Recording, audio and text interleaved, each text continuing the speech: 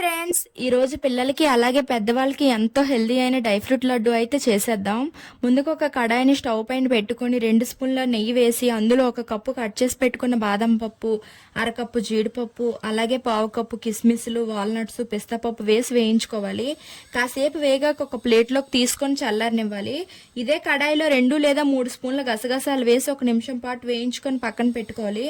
మరొక కడాయిలో 50 గ్రాముల బెల్లం వేసి 2 లేదా 3 స్పూన్ల వాటర్ వేసి తీగపాకం వచ్చాక ముందుగా మనం కట్ చేసి పెట్టుకున్న ఖర్జూరాన్ని బెల్లం సిరప్లో వేసి 5 నిమిషాల పాటు కలుపుకోవాలి. తర్వాత మనం పక్కన పెట్టుకున్న డ్రై ఫ్రూట్స్ను అందులో వేసి స్టవ్ మీడియం టు లో ఫ్లేమ్లో పెట్టుకొని 2 స్పూన్ల హనీ వేసుకొని ఒకసారి మొత్తం కలిసేలాగా కలుపుకోవాలి. తర్వాత ఒక ప్లేట్లోకి తీసుకొని ముందుగా సిద్ధం చేసి పెట్టుకున్న గసగసాలను వేసి బాగా ఒకసారి కలుపుకొని తర్వాత ఆ మిక్సర్ని తీసుకొని మనకు కావాల్సిన సైజులో ఉండలుగా చుట్టుకుంటే ఎంతో హెల్దీ అయిన డ్రై ఫ్రూట్ లడ్డు అయిపోయినట్టే.